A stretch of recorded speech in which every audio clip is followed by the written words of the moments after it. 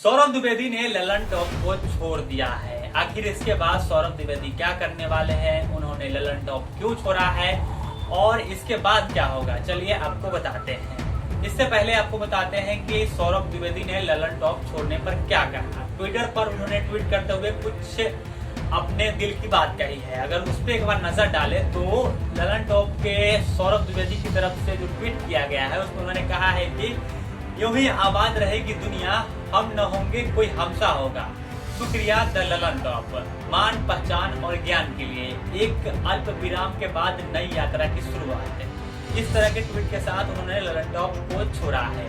अब ये सवाल आता है कि इसके बाद क्या होगा और ललन टॉप उन्होंने क्यों छोड़ा।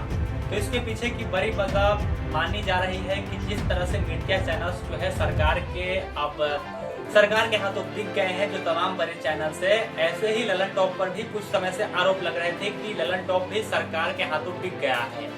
आपको यहाँ यह भी क्लियर कर दे, कुछ लोगों को ऐसा लगता है कि ललन टॉप जो है सौरभ द्विवेदी का चैनल था, उनके मालिक वही थे, लेकिन ऐसा नहीं है। सौरभ द्विवेदी ललन टॉप के मालिक नहीं थे, वहाँ पे वह एक एडिटर थे। ऐसे में लोगों को ऐसा लग रहा था कि वह मालिक है, लेकिन वह एक एडिटर थे। वहाँ पे चीफ एडिटर जो वहाँ के काम को देख रेख करता है, या क्या है कि न्यूज में जो न्यूज रूम का मेन होता है, हेड होता है, उसको एडिटर कहा जाता है। तो वह यहाँ पे एडिटर थे। ललन टॉप पे भी बीते कुछ समय से आरोप लग रहे थे कि वह सरकार के हाथों बिक गया है, जिसके चलते जो है कहा जा रहा है कि सौरभ द्विवेदी ने ये सोच छोड़ा है, क्योंकि मालिकाना हक सौरभ द्विवेदी के पास नहीं था। ललन टॉप का मालिकाना हक अभी इंडिया टीवी ग्रुप के पास है, जिसके तहत आज तक जैसे बड़े चैनल्स आते हैं।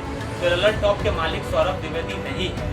तो मुख्य तौर पर यही बात कही जा रही है कि चैनल पर प्रेशर था कि सरकार के खिलाफ नहीं बोलना है।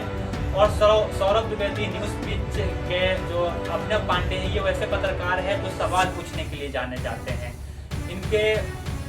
इनको आप पैसे देकर चुप नहीं करा सकते हैं। ये सच्चे पत्रकार है, सवाल पूछने वाले पत्रकार है, जिसके चलते कहा जा रहा है कि उन्होंने ललन टॉप को छोड़ा है। हालांकि उन्होंने खुद इस बात का कहीं जिक्र या पुष्टि नहीं किया है कि उन्होंने क्यों छोड़ा है शो को। फिलहाल तो अभी हाल ही में उन्होंने छोड़ा है, लेकिन अब बड़ा सवाल ये भी उठता है कि आखिर इसके बाद वह करेंगे क्या।